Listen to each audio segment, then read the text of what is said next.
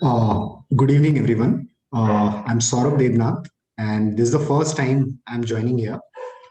Uh, so my question is, I've recently, done a course on Buddhist psychology from Coursera. So my knowledge of Buddhism is very limited, and this is sort of the beginning for me.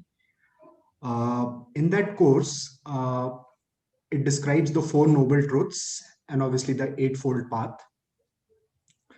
In the first noble truth that life is suffering, and the reason for suffering is attachment.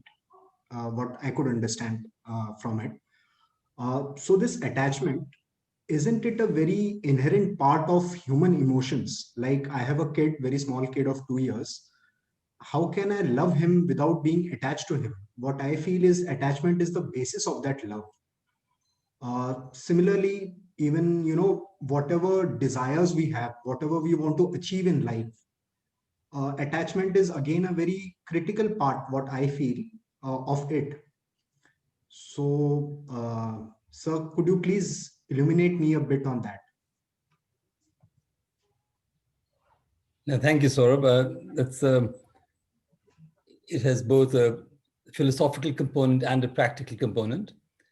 I think there are different words for the cause of suffering, as you're referring to the second noble truth. This word tanha has been translated as attachment or thirst.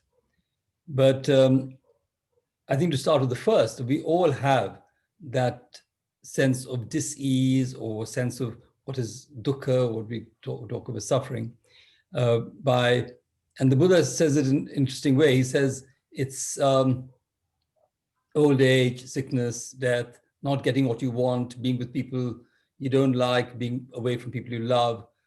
So in the case of your child. And so they're all worry, anxiety, fear, anger. These are all aspects of our experiential suffering. So when we look at what is the cause of this, I think that it's the attachment is to an attachment to a view. It's a particular type of identity that we attach to. And that identity is very much the basis of our suffering, which is the idea of an I, the me, the mind. It is not necessarily that you don't love, that you don't feel a sense of interconnectedness with your child.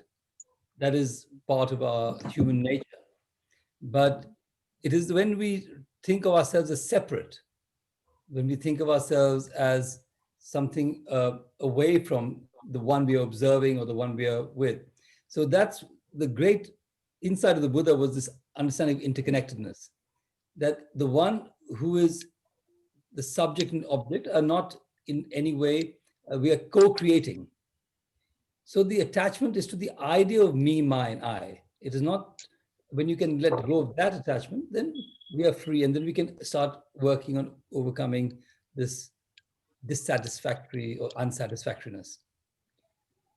Now, when we come to a child, when we come to our, as you're saying in your case, Buddha did say that, the more things you are attached to, the more you suffer in some way. But it is not that we own the child. It's not my baby. It's not my, that's the problem. So I remember Thich Nhat Hanh talking to us once. My wife and I were sitting, we just had a baby, and we were sitting in Plum Village.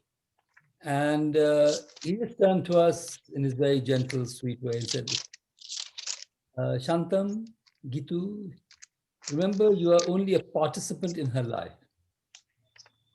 And that was great wisdom and also a great teaching for us, because it is very easy to get attached to the ones, especially our children or our spouse or people but this sort of attachment can cause this problem. So when we can look at the other one in a way that there's an interconnectedness, but not this clinging. So I would say that the cause of suffering, the second noble truth, is much more this wrong view, the view of me, mine, and I as being independently existing. The word in some traditions would be attachment, and clinging, etc. But for me, it's that wrong view, the understanding of a separate intrinsic entity. So love your child as much as you want. Don't just, but then the thing is just love and feel that love, but don't get a sense that, how do you say? Don't get, try and be non-reactive also, in that sense of not getting that word attachment, if you can. It's hard. It's very hard. And that's why one of the greatest tanha, clinging, is the parent-child connection. And it's possibly why the Buddha said, be a monk. You won't. But when I asked Thich Nhat Hanh myself, I said, he asked me to be a monk, and I said, I'd prefer to be a lay person, a grihasthi. And he said, it's a tougher path. But he didn't discourage me. He said, yeah, just go for it. That's also, a path, and that we can, it's a path of awakening or liberation, and we take pretty much the same vows as a monastic, except that we take the vow or the commitment to responsible sexuality rather than celibacy. So I think Thai, because I want to reference, he's our teacher, he's Jazz's teacher, is my teacher, and he's also the father of this Wake Up India, grandfather, I would say, in some ways, of the Wake Up India Sangha. So I think I like to reference him in that way, that, he was a monk. He is a monk. And he knows that best. But he's wise enough to say that there's another path, which is for lay people, which we can have, but it's a tougher path, because I know we have much more opportunity for that attachment, and then the identification. The whole of society is telling us that. I don't know if that's helpful to you. It is extremely helpful. Thank you. So a related question to this. So the Course says that the Buddha says we are attached to our body, our feelings, our perceptions, our mental formations, and our consciousness. So these 5 things sort of make up, what we are attached to. So then, if we are not all these, then what are we? I mean, who am I? Who are we? Then that's the next, follow-up question that comes with the explanation, sort of, which you elaborated to. So Jazz knows India, so he knows that philosophical questions are at the top of our head in India. We find, but yeah, there's not, when we look at these things that the Buddha talks about, which is the body, the feelings, the mind, the mental formations, perceptions, why he says there's no intrinsic existence, because when you see them, they are perpetually changing. There's nothing fixed in them. And that's why they're transient, but they're all being caused by different types of causes and conditions. So the feeling that arises now for you may be a feeling that is conditioned by what is happening in your family, what is happening with COVID, what's happening with your work somewhere. It could be many, many things which are not even related easily to you. It could be something to do with a lockdown, which is not been engineered by you. So also feelings will arise, and those sort of, so when we look at anything very deeply like this, we can start seeing that there are many, many causes and conditions for each one of these momentary entities to arise, whether it's your body or your feelings or your mental formations, your consciousness, etc. So when you pick that and you say, okay, well, that is not me, and that is not me, and that is not me, then you say, oh, what is me? Well, you are this moment-to-moment manifestation, which manifests because of different causes and conditions. And there is no such thing as this intrinsic Saurabh Devnath. When you look deeply into Saurabh Devnath, you know that he is the product of his parents, his culture, his probably Bengali culture to some degree, maybe Devnath, I don't know if you're from there. Yes, but, yes. so there's all sorts of things, whether it's the Rashagulla on one side, or whether it's Durga Puja, or whether it's all those aspects make up this entity. And you just manifest it because of these conditions. And if one of those conditions is different, you won't be the person you are. And so I think the trap, which has been the trap of, I think, a lot of Indic civilizational spiritual traditions, is to look for that, or to get caught in the idea of the I. So when the meditation, which I practice, of who am I, which is also a very important practice in the Advaita tradition, etc., then we start searching. And when we look at it and really start searching, you don't find anything. There is no such I. You might have a theory of an Atma, something like that. It's a theory. Right. Nobody's ever found it. And what the Buddha did was he really went deeply into it and found those, it was just manifestation. So moment to moment to moment manifestation. So it's fun, because actually it's like we all a work in progress. And what is nice is that also what Thai says very clearly, and what the Buddha says, is that you were never really born and you will never die. I mean, that is the freedom that you get with this teaching. Because we are manifesting because of all sorts of different conditions. So you were, the classic one is when we ask, when were you born? And you say, I was born on so-and-so date, etc. And I say, well, in fact, what date were you born? When were you born, Saurabh? 1987. Yeah. So and what date? Years old. Yeah. 24th July. 24th July, yeah. So then we say, well, really, are you sure? And then you say, well, maybe 9-10 months before that, in your mother's stomach. Yes. And then maybe you were there in your mother and father before that. And so so when you start looking for the Saurabh, you say, well, who is this Saurabh? When did he manifest? Okay, you have a name and maybe a passport and an ID card or Aadhaar card. But these are just sort of, designations. Make sense in a historical dimension, a social dimension, and a political dimension. But actually, when you look deeply, there is no particular point when Saurabh came to be. Right. It was just, and when Saurabh disappears or demanifests in another way, he'll continue in his son, in his child, in the work you've done. So you have to, and you are already co-creating yourself at this point. Mm-hmm. So the Buddha's teachings are not easy to sit on because we want to identify. Mm-hmm. It's a very deep need as a human being to say, me, I, this is, and that's what some people call the ego, or some people call some sort of over-identification with the self. That it is a very strong tendency because we reference that from childhood. Right. But the teaching of the Buddha and the teaching of Thai and the teaching of waking up. So if you already at 1987, you're only about 32, 33.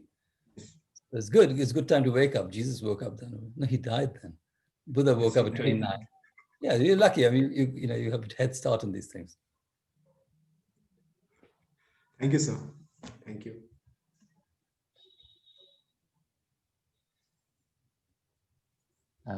We can listen to Sound of the Bell before we continue. Yes, please.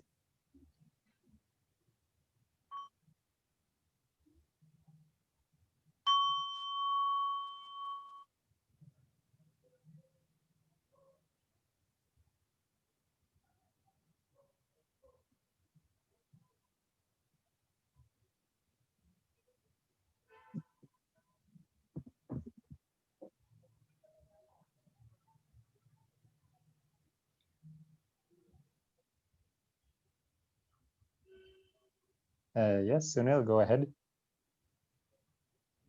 Shantum, hi, good evening. This is Sunil Chabra this side. Shantum, I've been practicing Thich Nhat Hanh's meditation for a few months now. And I had also attended this 10 weeks mindfulness course guided by you a couple of months back. My question is, how can we eliminate or reduce unnecessary or wasteful thoughts. There is a noise that keeps on going all the time in the mind. And these meditations have certainly helped reduce that noise a little bit. But still, the noise doesn't go away. So how can we at least reduce these thoughts which are unnecessary or wasteful?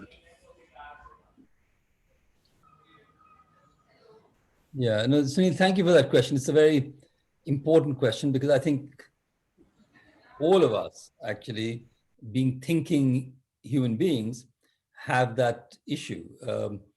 And as again, Thich Nhat Hanh says, most of our thinking is useless thinking. So what we should be thinking about, or we can be thinking about, is our direct experience of whatever is happening in the here and now. And that gives us the ability to look more deeply and wisely at that experience.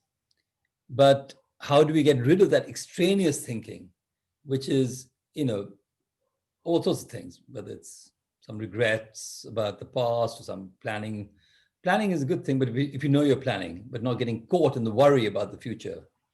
So the best way to do this is actually, in a way, to change the remote, change the channel of your mind.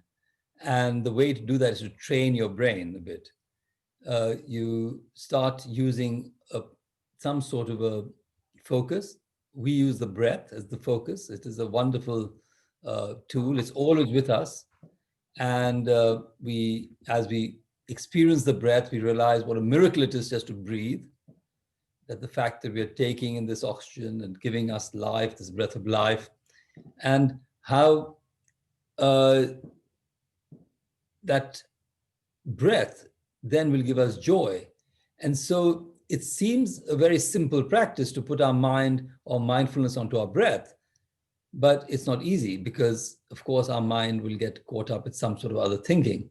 So this training of the mind, of bringing it back each time to the breath, is the practice. So again and again and again, and when our mind, because it's a habituated mind to start thinking or getting attached, so we often talk about like a monkey mind. I say, okay, I'd say, I don't know, Taj Mahal, and then your mind will go off into there and some story will develop, and one story will develop into another and another. But we've never really been taught how to come off that story.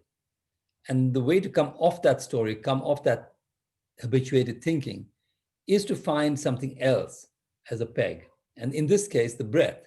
Some people use visualization who find it difficult to use the breath.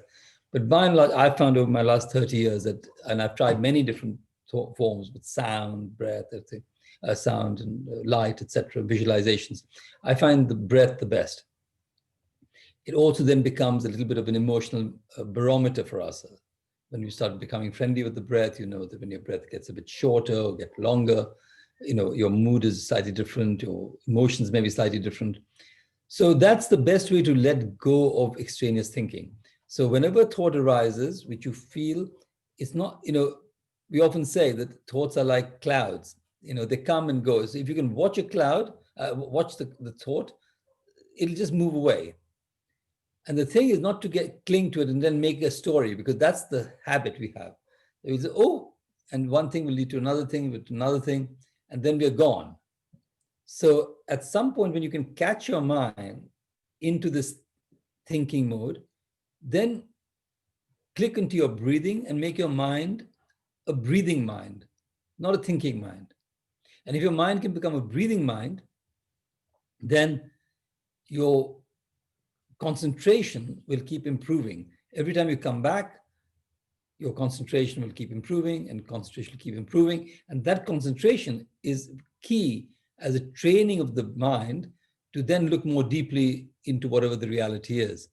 And whatever that reality is at that time will then give you the insight of what is actually happening. So the way to let go of this habituated thinking is to create another focus, in this case, the breath. So that's why I said if you can change your channel, so you can go onto this breath channel like we have on TV, you can really, go into your internal, channels. That's the training. We all can. It's not rocket science, but we're not taught to do this from school. We're taught critical thinking, which is a great type of skill. We're taught, but we're not taught about awareness and what we call mindfulness, which has now become much more current. There's mindful awareness, and that's what we're saying is mindfulness of the breath. That allows us to get out of this habitual thinking, which can actually become neurotic thinking and also cause lots and lots of psychological damage, because people get stuck in records, they get stuck in regrets, and they go round and round, and they don't know how to come out of it. And it's not difficult to come out of it if you know how to do it, but most people don't know how to do it. So it seems, as I said, very simple. Just put your attentiveness, put your mindfulness on some other object, and in this case, the breath. So Sunil's appeared. Okay, good. I can now see you. Sorry, I was seeing just a name earlier. Okay. It certainly was helpful, Shantum. But sometimes, you realize it quite late to bring back your mind to the breath. I mean, you have been thinking for half an hour or so, and then you realize, and then you try and come back to the breath. But, the intensity of the emotions or the thought pattern is so strong that mind can hardly stay back on the breath. So I know it's a continuous practice, and it will be definitely helpful, as we practice more and more. I think that's why we call these things bells of mindfulness, reminders all through the day, whatever we're doing. So for example, the classic thing we do in Plum Village is when the phone rings, or when my phone rings, I don't pick it up for 3 times. So my phone will ring, and then I'll stop, I'll come back to my breath, and I'll smile. It's my little mantra: stop, breathe, smile, with my telephone. And so now I've become a bit like Pavlovian dog. Every time my phone rings, I pause and I come back to my breath. When I put my shoes on, I make sure my shoes are straight like this. That is a moment of stopping. When I open the door, I'm aware that I'm putting the key in the door. That is a moment of stopping. And each of these moments of stopping or pausing is allowing me to come back to my breath, to come back to that present moment, that this movement of my hand or putting a key in the door is a magic moment. Each step I'm taking. So it is difficult, you're right, that it might take half an hour in the initial cases. But if you give yourself these reminders through your day, and you don't have to create any great external thing. What if you're doing before you start eating? Sometimes we just get food and we start eating without realizing that we're starting to eat. But just pause. And that pausing is the mindfulness, and using that attentiveness to come back to the present. And then the thinking gets cut off. So just do this in your own life, opening the door. When I wake up in the morning, the first thing I do is when I lie down in my bed, my brain can start thinking, but I just come back to my body and I just become aware of my breath. I do a body scan, just becoming aware of my body, being aware that I'm alive, appreciating that. So letting go of this thinking, and the thinking will come back, and also you'll catch your thinking coming back. But we always say this is a practice. And I like to give that example of Roger Federer, who's a great tennis player, but he practices it, and he must be practicing 8 hours a day. It's not that he just stretches his hand out and gives some sublime shot. And it's the same with thinking. And thinking is a real terror. It's internal terrorist, actually. It can cause all sorts of huge suffering for ourselves, but it's also useful. So, thinking is a very key type of ability that human beings have. So we then try and navigate the type of thinking, the useful thinking, and the not so useful thinking, and that's why I was saying, when we plan, we have to plan the life, otherwise we wouldn't be meeting together right now. But, each thing in its place. But while we are doing this, if I'm suddenly thinking about something else, then I'm not here. And then I'm losing the magic of this moment. And that's whether it's with ourselves or with our children or with our families or with whatever we're doing. Just, you know, Thich Nhat Hanh says something very nice. He says something like, the birds, the blue sky, the trees are all there for you. They're, you know, they're available for you. The question is, are you available for them? And that is the ability to come out of our habituated thinking, to be present and say, wonderful. Thanks so much. Thanks. Yeah, we have another listen to sound. another. Let's take a moment to catch our breath and be available for the birds and so on.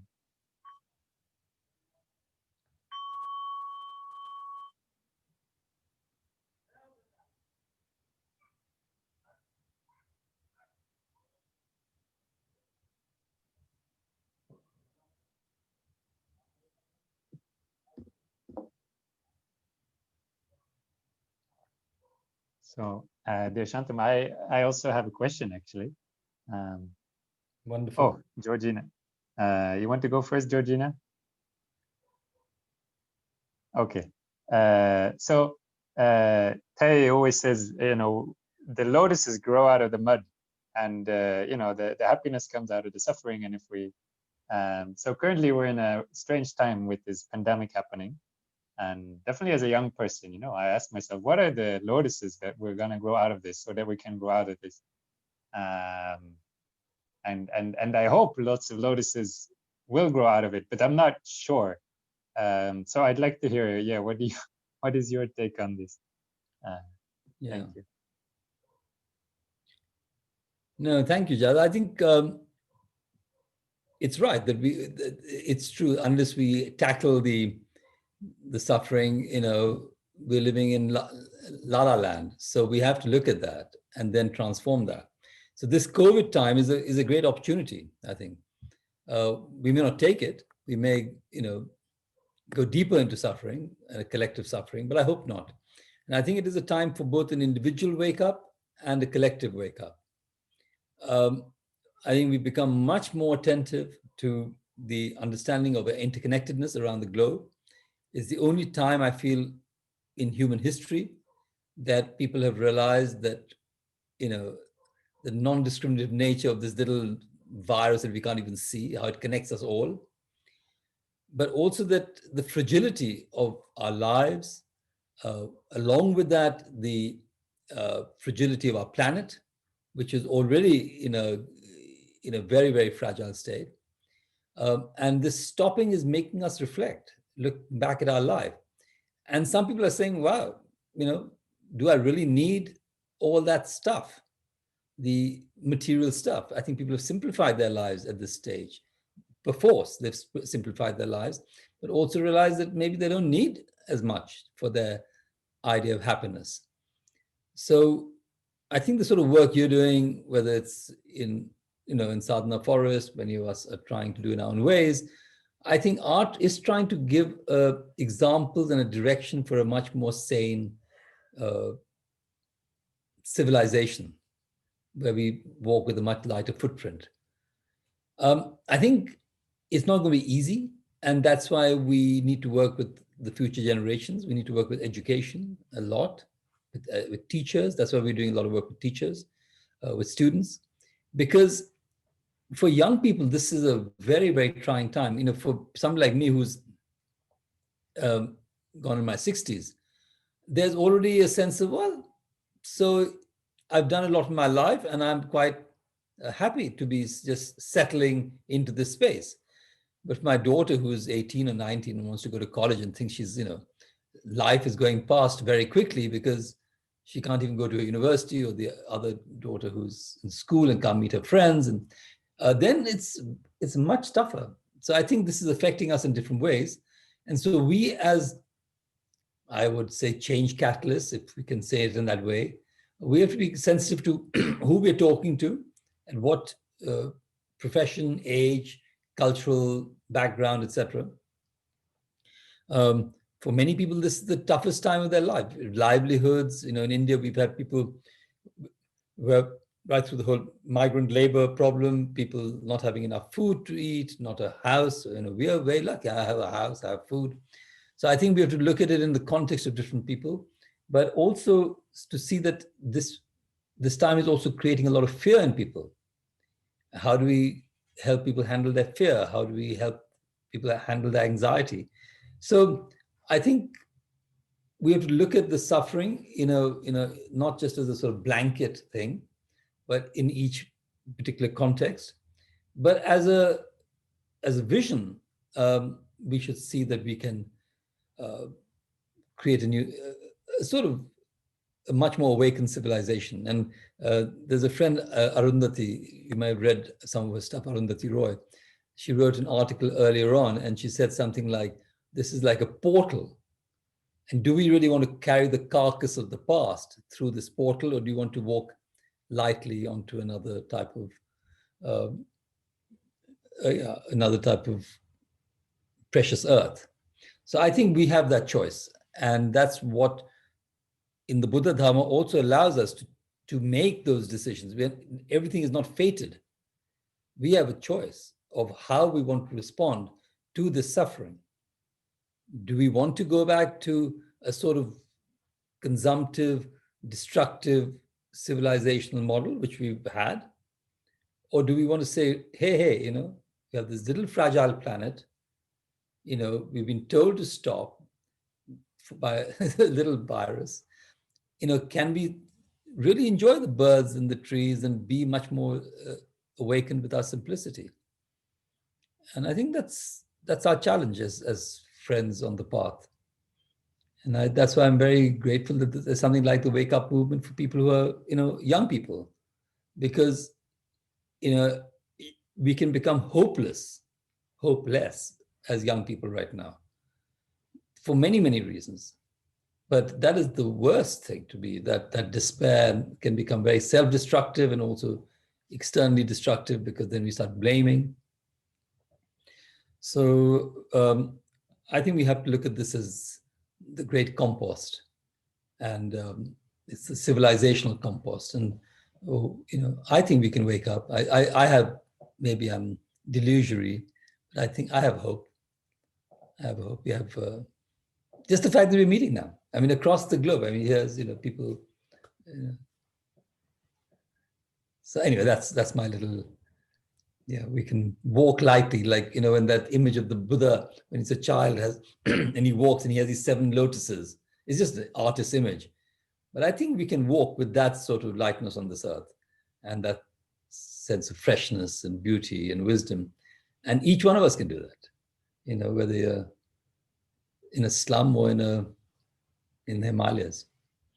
But we need training centers. We need places where we can do that, whether it's in our workplace, whether it's in our home. I think it's, and that's why we're very lucky if we have teachings and practices like this that help us.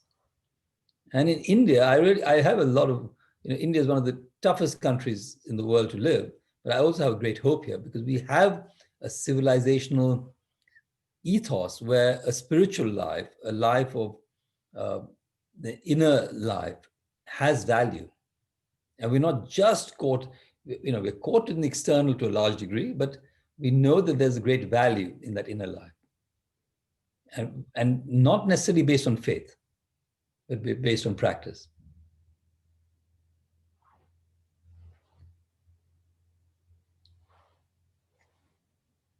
Thank you very much.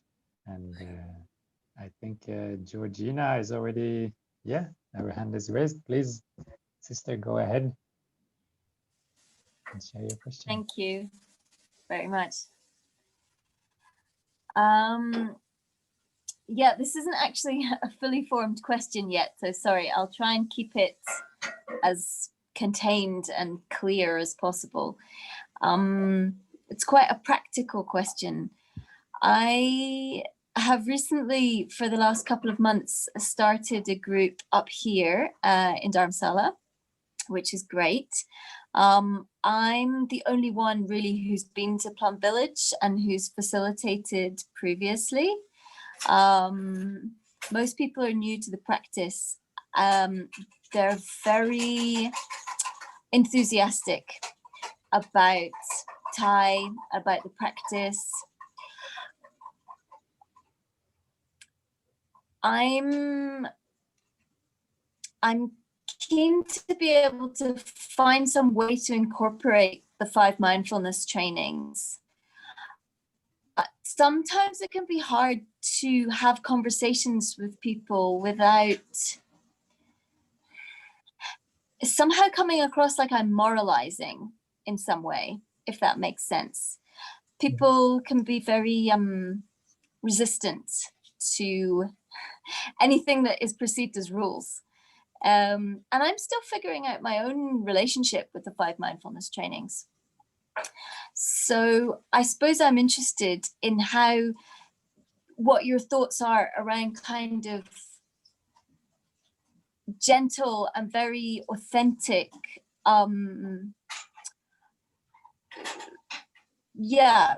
relating, let's say, around, particularly around the 5 mindfulness trainings, let's say.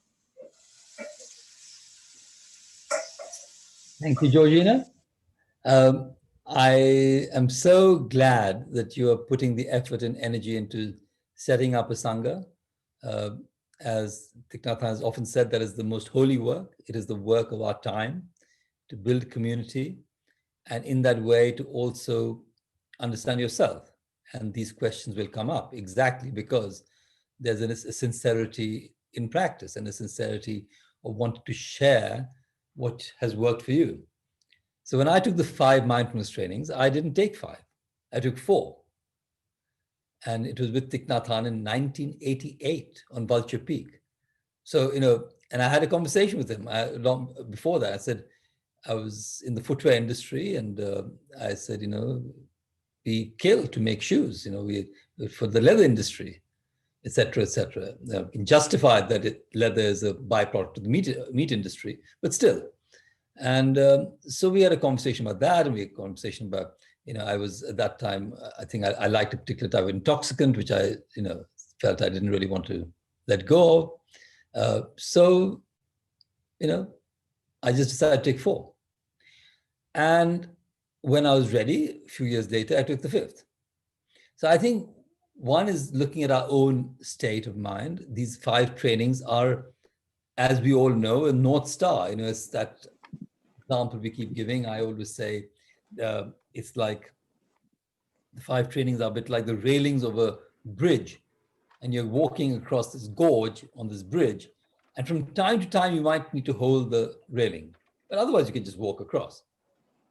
So they're both in terms of a direction and also in terms of a security, a safety.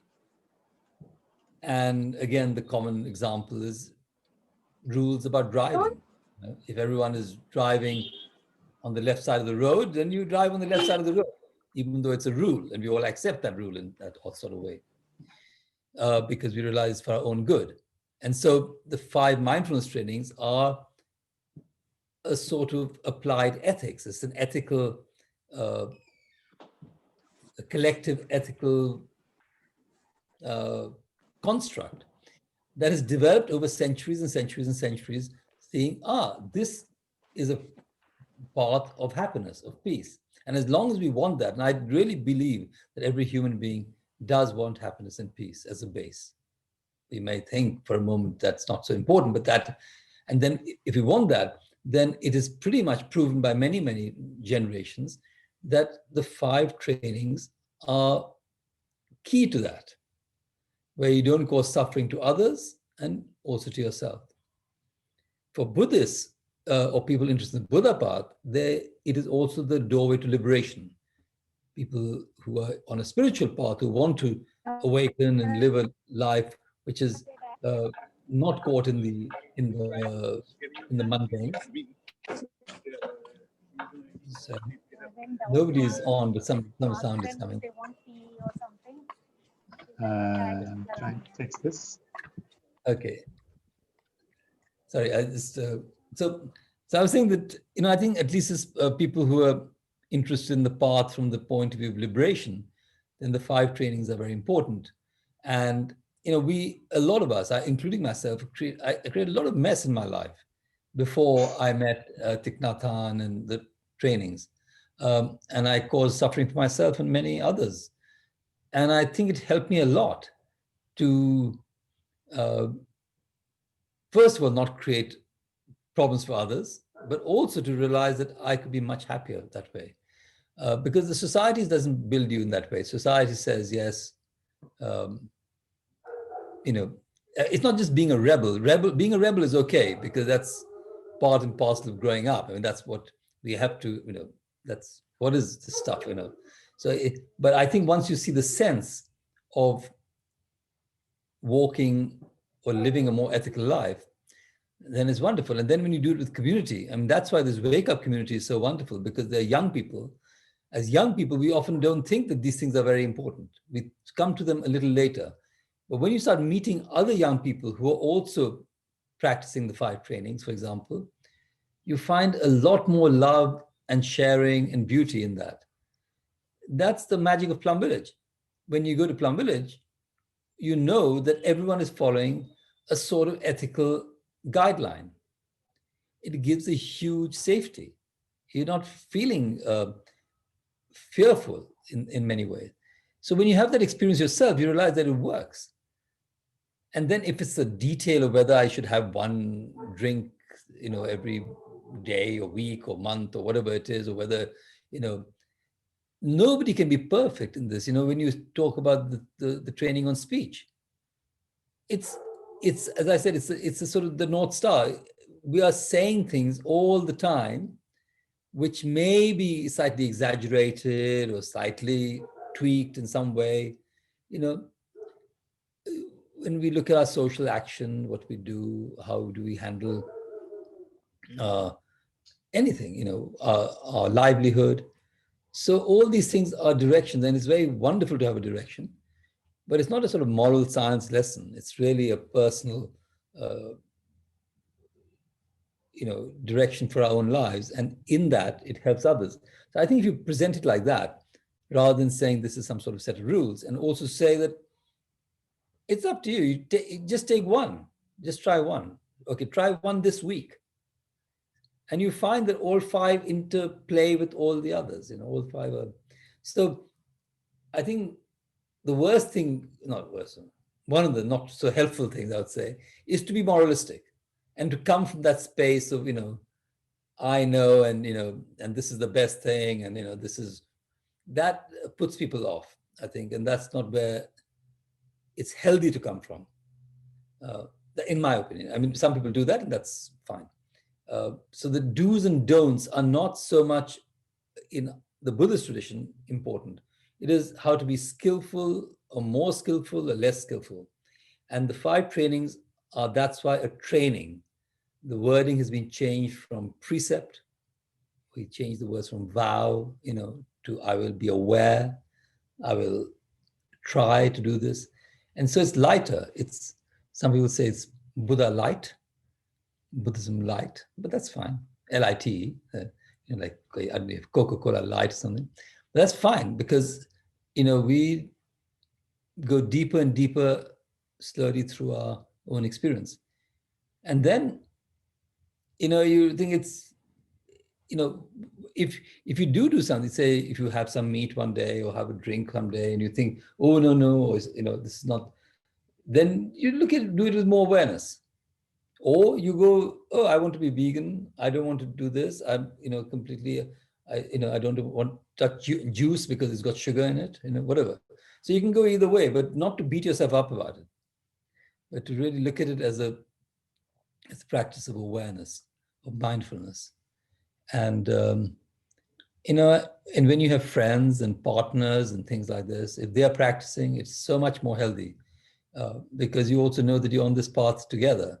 And you're trying to create harmony and love in a relationship or in a friendship or in a community. That happens when you have an ethical base. I think for communities, that's very important. We're trying to set up, as Chaz was saying, a community in Dehradun, a sort of center like a Plum Village in India. And we landed the base is the 14 mindfulness trainings. So everyone who comes has that sense that they're, nobody's writing it down or signing, something. But I've seen it work in Plum Village. And it's not easy for a community of 100, 200, 500 people to live together without having some sort of ethical guidelines, especially if your aspiration is to live in love and harmony, peace. So, and if you need any help with your group, Jazz is a wonderful Sangha builder, but if you need something in India, we can send you books or, I don't know, things to you. If you're stuck on something, since we have 4, 5, 6 group Sanghas in India, mainly in Delhi and Gurgaon and Dehradun, but we help each other in that way. There's something we say, okay, why do you look at this, format your Sangha like this, or, take this particular topic, how is it working? Because it is hard to start a Sangha and it's very hard to run it because, it's really a labor of love. Maybe 2 people might turn up, sometimes just yourself, sometimes it's 10, but you have to see that as part of your own practice. And it's not unusual. This is we are not the type of Sanghas which are saying, did you come? We're not forceful. That's not our thing. If you feel there's a need for you to be part of the community at that time, we're available for you. I think that's a nice, healthy way of offering our practice. Thank you. Thank you so much. Yeah, no, that's really helpful. It's given me a lot to consider and understand, and that's really wonderful. Thank you very much indeed. I appreciate it. Thank you.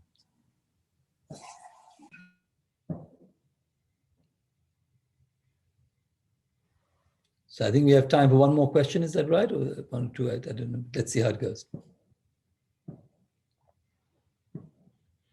This is Hindi Pangan.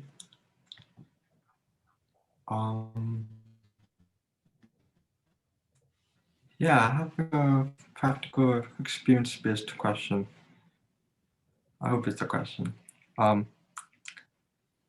Yeah, today I woke up to like a nightmare of someone leaving me, and I noticed there were just like random thoughts for like an hour, even just creating suffering for myself. And then when I was just sitting with it, I sort of dropped the story, and there was just deep sense of heaviness in me. And in that state, it just sort of, I don't know, just felt like really like a heavy type of sadness about life, and a little bit loneliness as well. And sometimes, like when that happens, I can bring forth the teachings of impermanence and work with it. But other times, it's just sort of very strong. And I do see like my grasping self just wanting, like, I'll be checking my email. Oh my God, did someone email me or something like that? So how do I work with that? Would be the question. Yeah.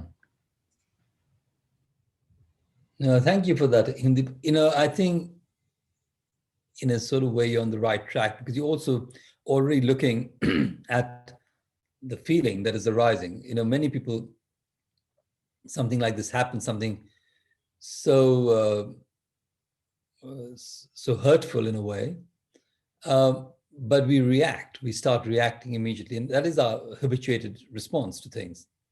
So the fact that you can actually look at it and say, oh, that is what is happening, is a great start. Now, those seeds which are in us of, I don't know, of rejection, of jealousy, of anger, of, loneliness, they're very strong, and they're societally been also watered. So because as we were saying in the first question, this idea of me, my, I, and I've been hurt and I've been wronged and I've been, there's a lot of identification with hurt and a lot of identification with loss.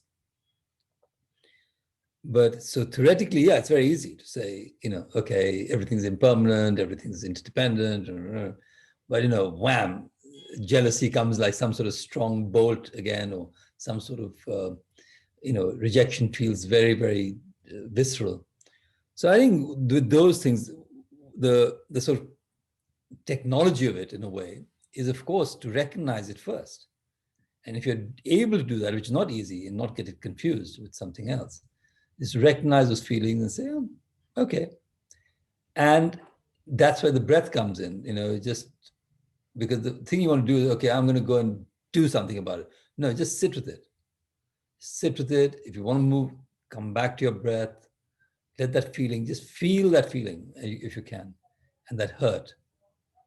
And accept it, just say, okay, this is what is happening. This is not something coming from outside of me. This is my own experiential self right now. And as soon as you accept it, it loses its sting a little bit. Oh, okay. And sometimes you start recognizing, oh yes, it's that same thing that happened to me last time, that that anger happened, or this thing happened. And then you try and embrace that feeling, try and feel that feeling. And Thai again gives a wonderful imaging where he says, where it's like a mother holding her child, embracing her child. And she may not know why the child is crying, but just by embracing the child, the parent or mother gets to know, is the child needing milk, or is it nappy too tight, or whatever the situation is in the baby's case. But in this case also, when we embrace that emotion, we start looking at it with that care, and we start seeing where is it coming from.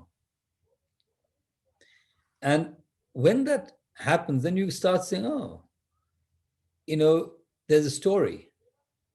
And of course, the main actor in the story is Himdeep himself. But there are many, many other conditions that have also created that situation. So trying to get ourselves out of that, trying to be the main actor, but trying to see things in a much more whole way.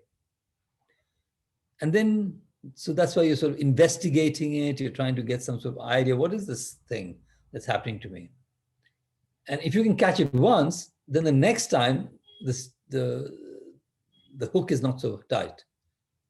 And as we get older and more experienced, then you find that hook doesn't get stuck so much.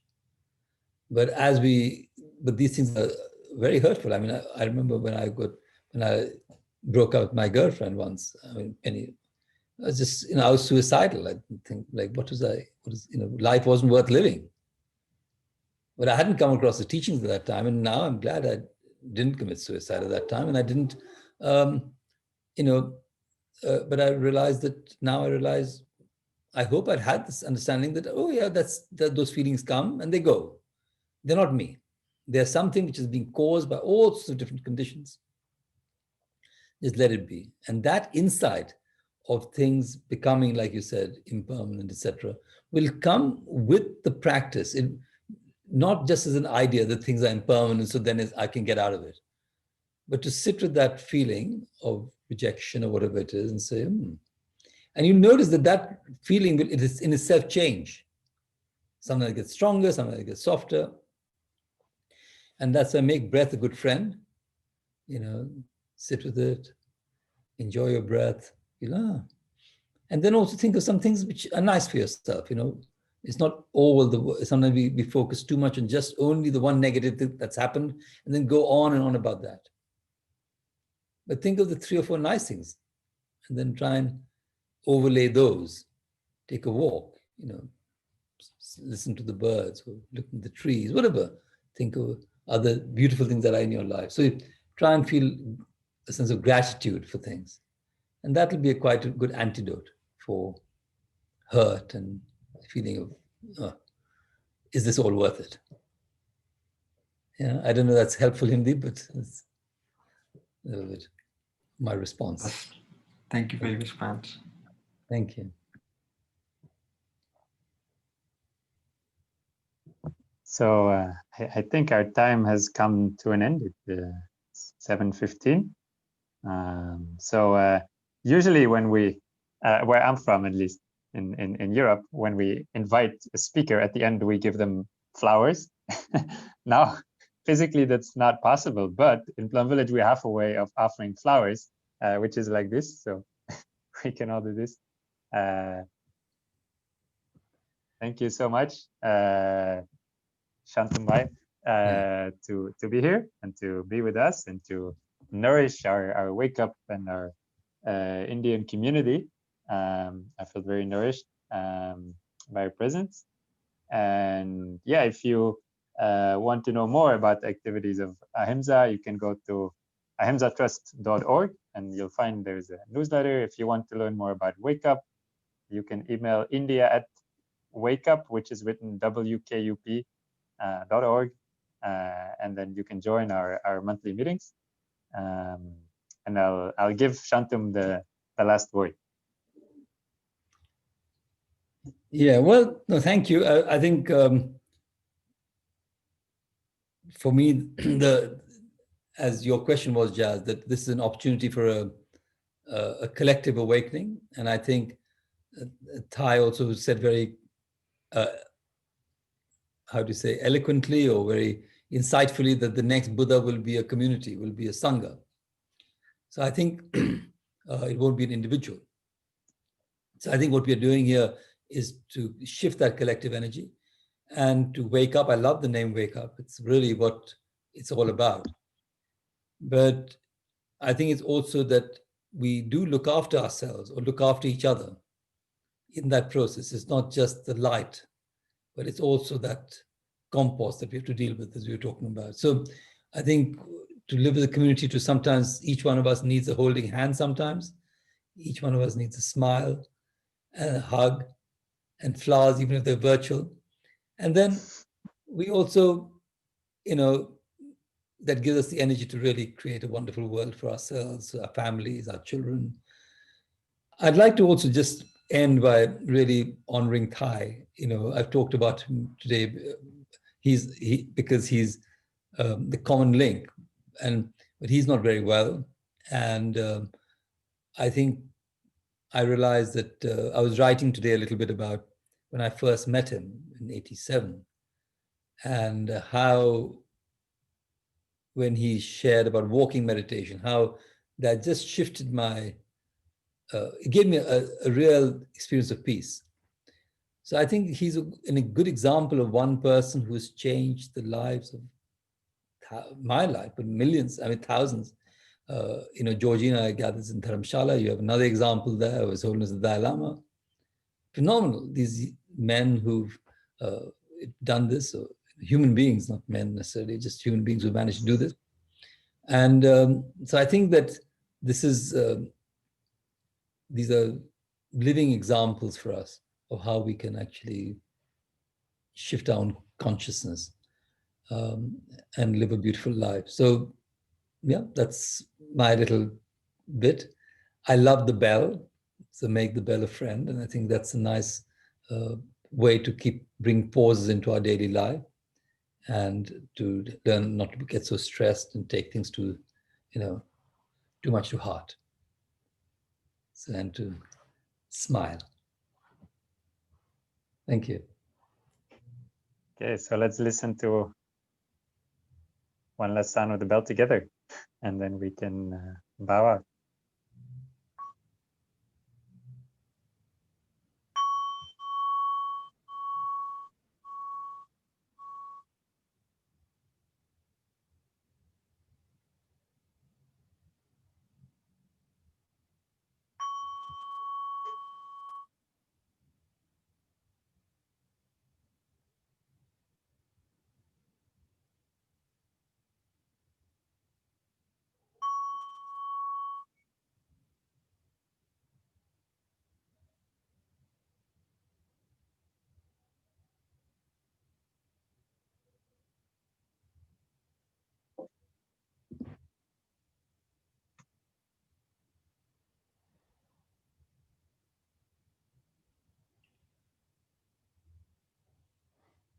jazzy flowers.